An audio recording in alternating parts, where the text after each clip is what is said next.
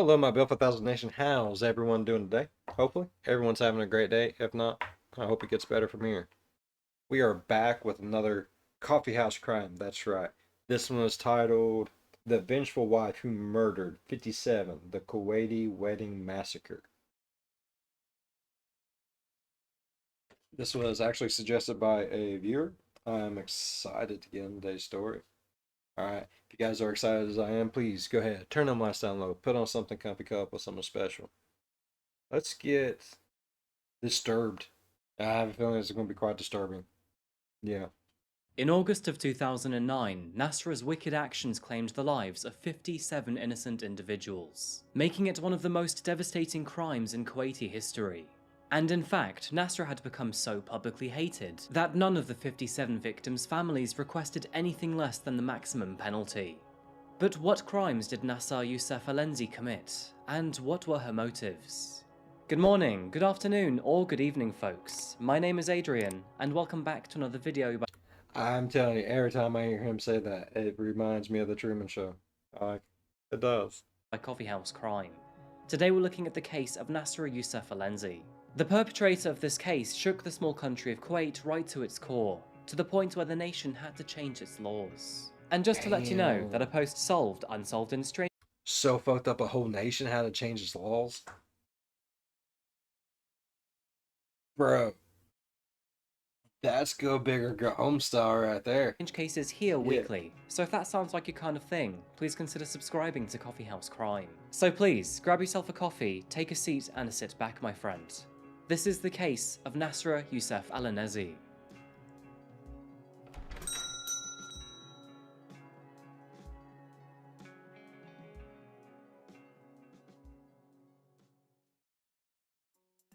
Today, we're travelling to yet another new country on the Coffeehouse Crime map. Taking you far into the Middle East, welcome to the small country of Kuwait, folks. It is so small, in fact, that the whole country only has half the population of the city of London. It is nestled between the countries of Really? That's. I mean, I believe it. That's just hard to believe. Like, really? That's really. Iraq and Saudi Arabia. And although Kuwait has had a turbulent history with its neighbours, this hasn't stopped it from economically rocketing in the past couple of centuries. The country boasts That was actually quite beautiful. a high-income economy due to its access to the 6th largest oil reserve in the world. And for a country as small as Kuwait, that is a lot. So much so that the Kuwait dinar is currently the strongest currency in the world, making it the 5th richest country internationally. With the general landscape in Kuwait being a barren desert, it has some of the highest recorded temperatures in the world, and regular summers often hit over 50 degrees Celsius or 122 Fahrenheit. Found towards Yeah, I'm not sure what Celsius is, but that Fahrenheit, I know the Fahrenheit shit. That's it is not that's not 120. That's just what you call fuck. I'm melting. Yeah, that's what it's called. the edge of its sprawling capital city, aptly named Kuwait City, we find the main character behind our story today, and that's 23-year-old Nasra Youssef Alenzi. Living in Kuwait City, Nasra lived with her 36-year-old husband Zayed Zafira and their 2 children. The pair married when Nasra was in her late teens, and it didn't take them long to welcome 2 children into their household. And although not much is known about Nasra while growing up, she evidently struggled with her mental health. But sadly, like much of the rest of the world, stigmatization is still prevalent around mental health, and these issues were never addressed, diagnosed, or treated.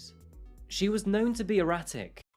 Now with Kuwaiti, it would it be more of it like no, it's just not something that is kosher. Like you can do it, but you don't talk about it, or is it something that goes against their religious beliefs? I mean, what is the situation of that? Because it sounds to me like it could be either or. Like it could still be like just one of those things. It only happens if you're like a deranged murderer, or like you've had thoughts of like throwing your baby out the window or something. Like, but is it just like one of those things where it goes against their religious beliefs? I would really like to know, honestly. impulsive, and generally unpredictable when it came to day-to-day behaviour, which I'm sure won't come as a surprise further down the line in this story. Despite her previous mental health Mandatory. That's the word I couldn't think of. Mandatory. I don't know why I couldn't think of it, but maybe, yeah, back to the therapy thing. You know, it'd be maybe mandatory, court ordered or whatever, like if you were a murderer or someone who tried to harm a child or something like that. But maybe it just goes against her religious beliefs and all other factors. Maybe that's why. issues, Nasra and Zayed lived a relatively happy life. As is typical in Kuwaiti families, Nasra stayed at home and looked after the children while upkeeping the household. And all in the meanwhile, Zayed went to work, financially providing for the family. Now, unfortunately, Nasra found her situation particularly stressful. Both of her sons had special needs, which required far more care than most children. Stressed and stretched thin, her husband was unimpressed. Zayed hadn't married her to be a stressed mother of two disabled children, and this prompted him to selfishly look elsewhere for a new partner. Now, in Kuwait, it's neither illegal nor religiously frowned upon to have multiple wives, as polygamy has been part of their society for thousands of years, Yeah. and up to 4 wives is generally accepted. So Zayed started to search for a second wife. Up to four. What happens if you have more than four? Not being a dick, just really want to know. For one, what happens if you have more than four? What if you have four, but one's already kicked the bucket, so you bring in a replacement? Are you allowed to have like a standby? Is I'm really not being a smartass anyway. I just generally want to know. Is that something that's permitted? That was too quick. Question number three. What dude in his right mind is going to want four old ladies? I have one old lady. I'm bald.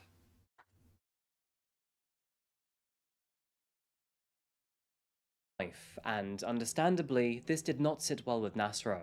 She was still at home looking after their children, all while her husband was out seeking a new wife. This is often done by a matchmaker who will build profiles on matching partners to then put forward for consideration, and usually Do they factor in wife one? Like, does it have to be a amicable match between husband and wife one, husband and wife two, but also between wife one and wife two to make sure one ain't trying to stabby the other one into sleep? Stabby. Just want to know. And I know it probably sounds like I'm being just like a smart ass trying to poke fun. No, these are questions that pop up into my head randomly. And I just generally really have got to know because that's just how my brain works. not long after a match is found, the two are wed as soon as possible. Nasra hated the way her husband had left her.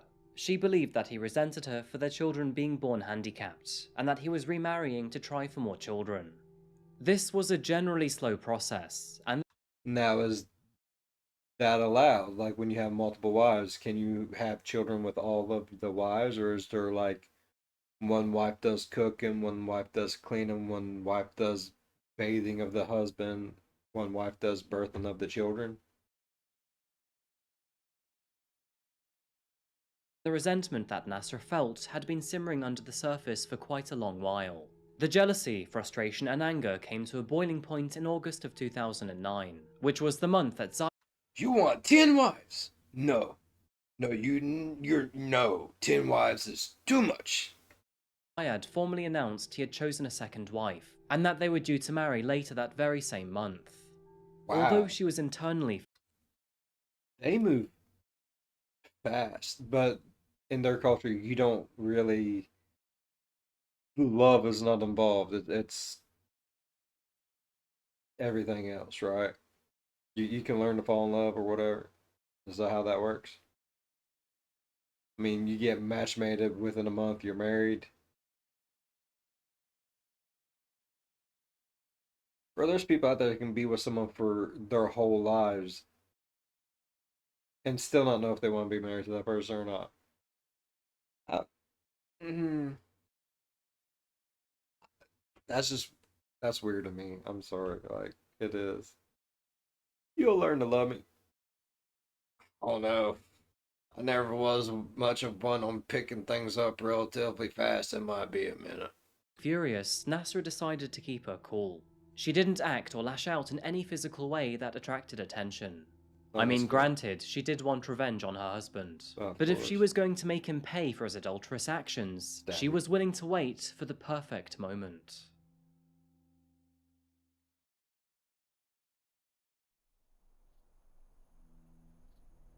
Oh, oh! I just now put the title with the video. Like, oh God, is that what? Okay, I'm running on Steam today, people. All right, the fumes. I am almost out of gas here. It just don't. Oh, she really hated wife number two. They need to get a better matchmaking service because that's the compatibility went out the shitter. August the 15th, 2009. It was another usual day in Kuwait, and temperatures were soaring in more than one way. Today was the day of Zayed and his new wife's wedding. They had planned the ceremony to be in Al Jara, located just west of Kuwait City. Kuwaiti weddings are a very official affair. In recent years, they have transformed to resemble American-style ceremonies, rather than their formerly traditional Kuwaiti style. Some could probably guess, but a lot of money goes into them. These And what is traditional Kuwaiti style, and what is the style that they are doing now that's influenced by American culture?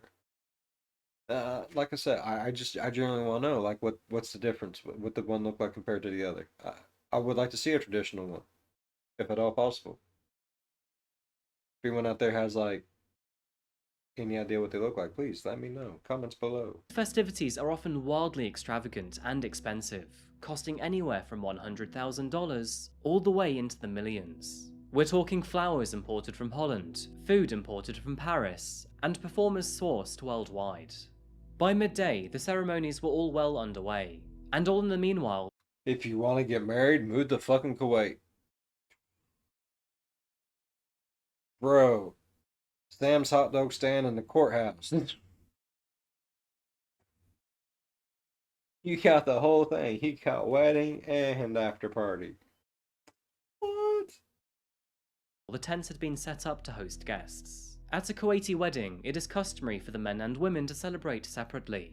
This allows the women to relax, as they can shed their head and face coverings in the absence of men. Okay, So while one tent was officially reserved for the men, that's kind of cool. Like, so that's right. In their culture, the women have to wear them.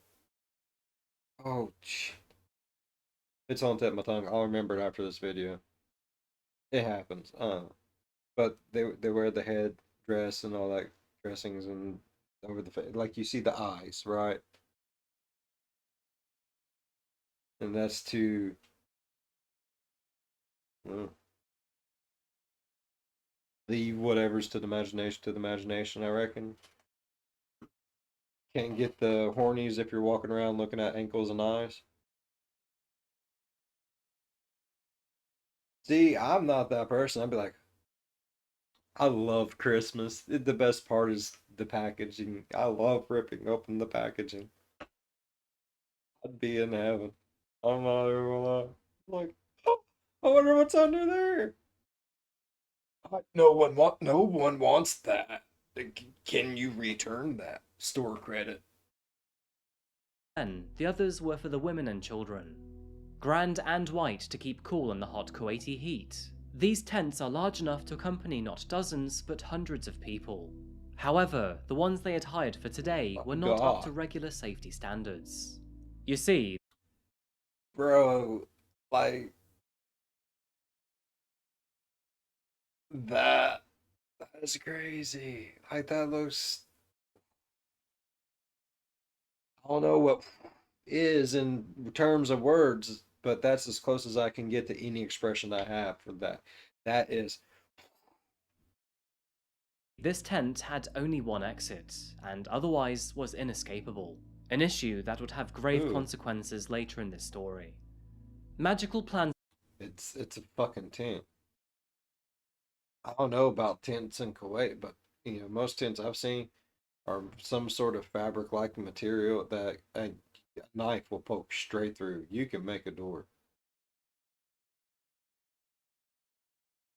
Bro, I have been so scared that I have ran through a wall and made my own door.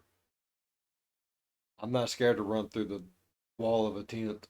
Progressed without a hitch, and as the official portions of the ceremony came to a close, both the men and women were enjoying their festivities separately. But in the background, past the many guests who joyfully continued with the music, food, and conversation, lurked Nasra.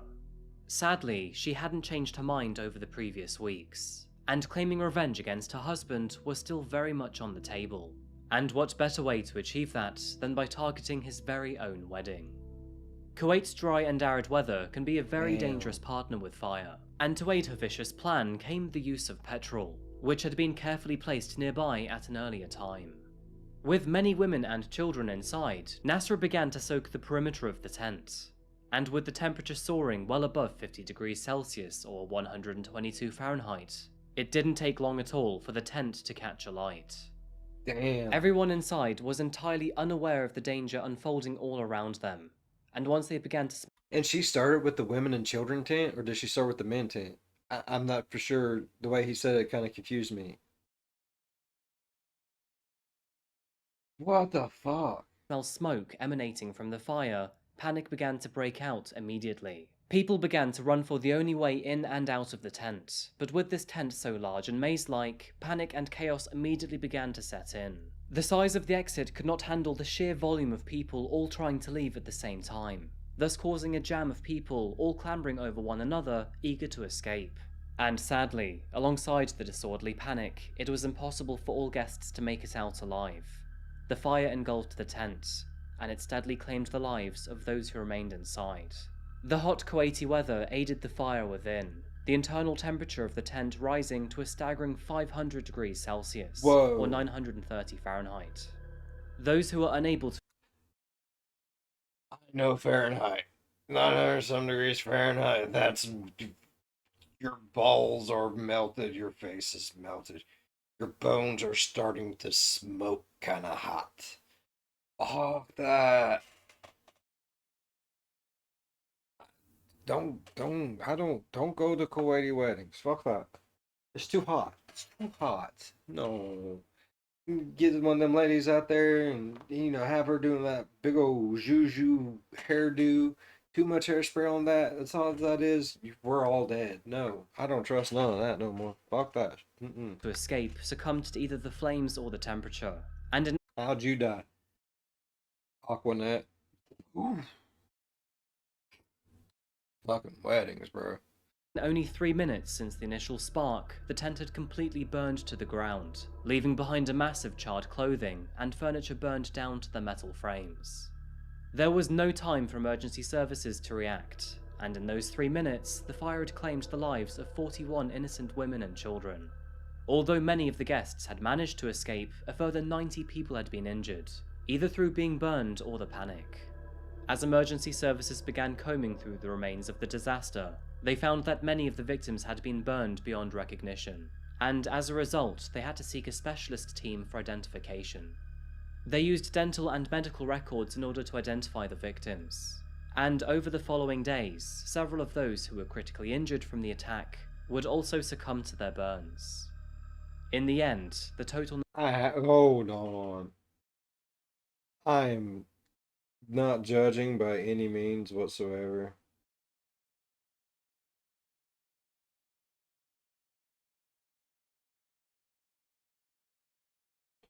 Okay. and medical records in order to identify the victims. And over the following days, several of those who were critically injured Most of the ones I've seen were wearing shoes. Why are they all wearing like slides and Crocs now?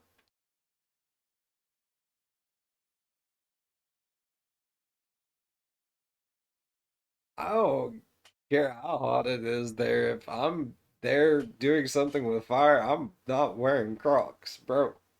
Period. from the attack would also succumb to their burns.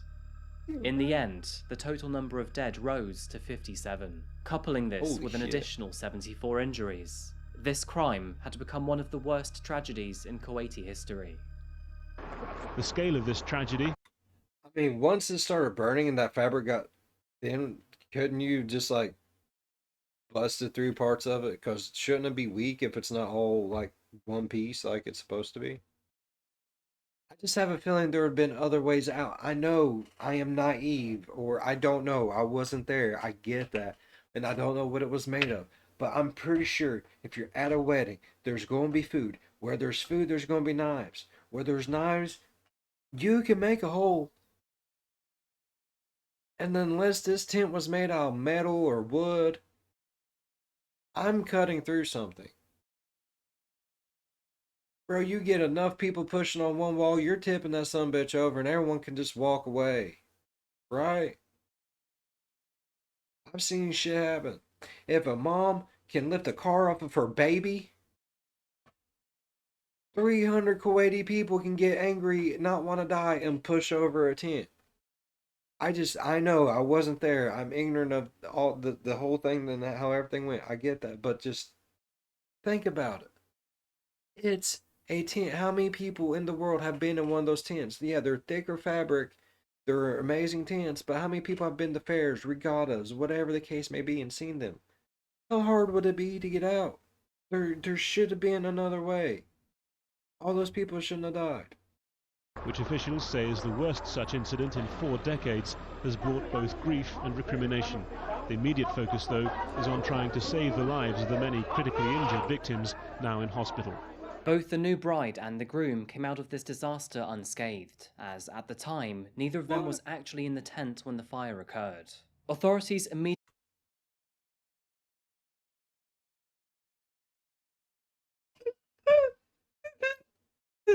It's not funny. That's not why I'm laughing. I'm just laughing because Cuckoo went crazy. I mean, Crazy Pants McGee went batshit 100% because of her old man and new sister wife. And she set fire to so many people, and they're not even in the tent.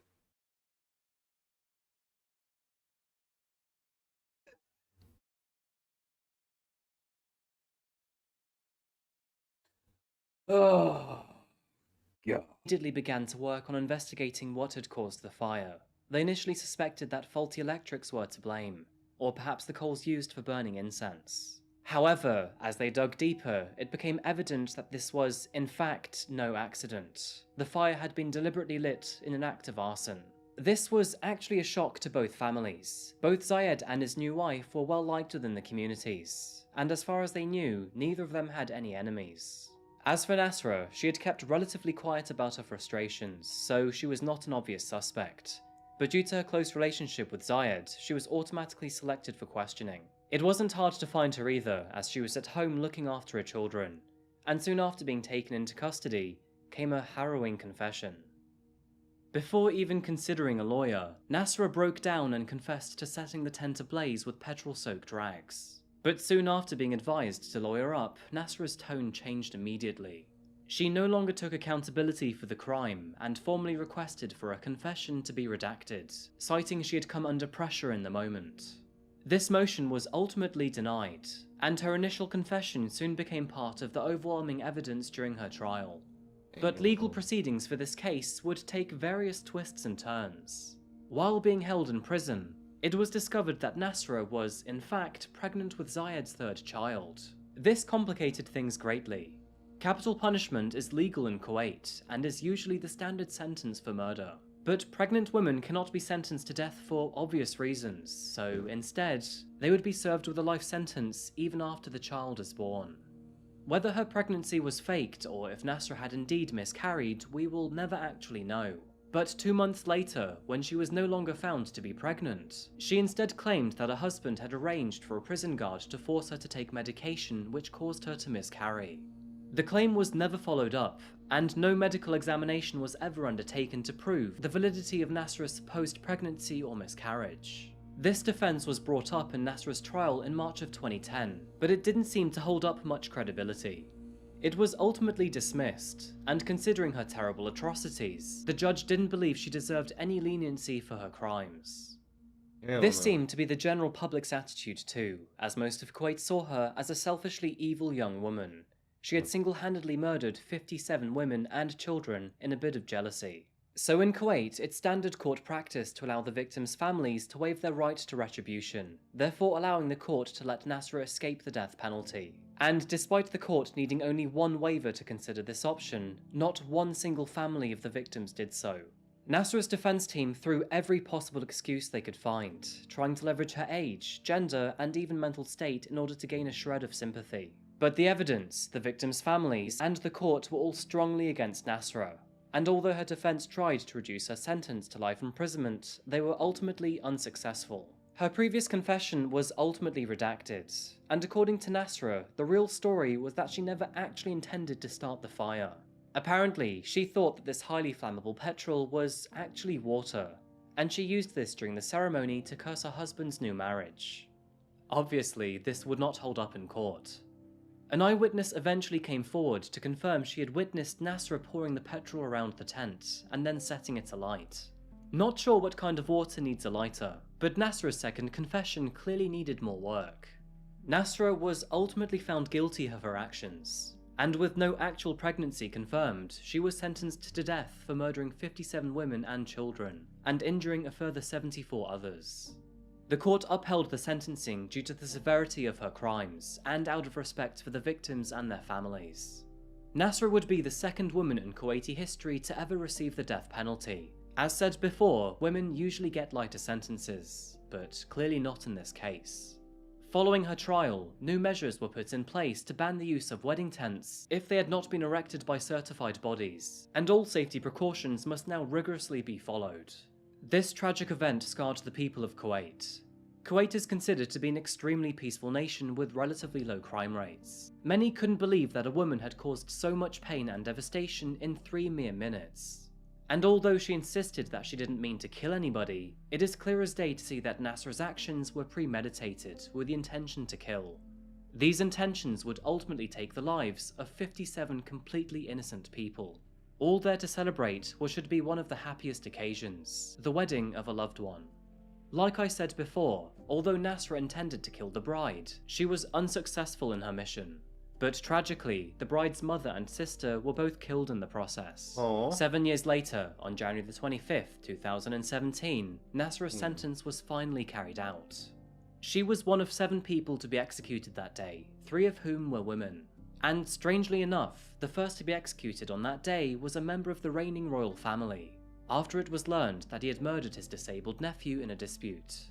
What the fuck? Usually, the media is allowed to be present at these events. However, during this day, they were forbidden to be present, likely due to one of the prisoners being of the royal family. Nasra was later executed by private hanging by the prison guards, supposedly giving the families of her victims some sense of justice for their loved ones. And alongside her death, so concludes the case, which ended 57 innocent lives. 57 lives lost, all over the emotions of one. That is sad. Like, more could have been done, but I understand it might go against their religion, their culture, whatever the case may be.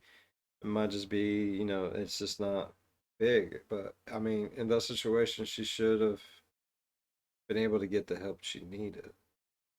I'll think of all the lives that was needlessly lost because, like I said, I mean, if it goes against your religion or your culture or whatever the case may be, and it's just not something that's done, I mean, the courts still have the ability to come in and make you take therapy, take medicines, all the other stuff. But if you don't do something to end up going to a court, then it would never happen. This lady needed help. She should have got help. Could have been a number of things that was causing it. Postpartum, depression, bipolar. So many different things can just affect anyone anymore. Man, it's awful. Hi there folks, and thank you so much for watching another video today by Coffeehouse Crime. If you found this video interesting, or you learned something new today, then please remember to like the video and subscribe if you haven't yet. I did. Kuwaiti's too fucking hot. I don't ever want to go. I did. I kind of wanted to go. See it at least once. That's my problem. I want to go see everything at least once, but damn, not if it's melt your balls hot there. I want to come back with all of me, not like parts of me in a cup because it's too hot. Fuck that. I really enjoyed this story. Thank you for the suggestion. I promise. If you have suggested something, I am getting to it. I really am. It just there's a lot of suggestions for a lot of different channels, and I'm getting to them. I promise. I'm enjoying it. All right. I really enjoyed today's story, though. Thank you. Seriously, thank you once again. And if you guys enjoyed this video as much as I did, go down there and sprinkle some water over the thumbs up button. That way it stays nice and moist. Fuck all that hot shit. If you're a fan of the spooky, scary, strange, deranged, think about subscribing. As always, be good to one another. I'll see you in the next one. Bye bye.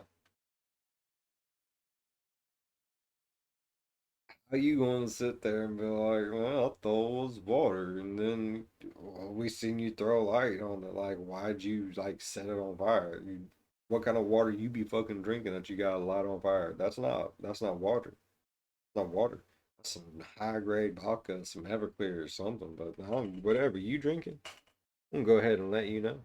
It ain't water.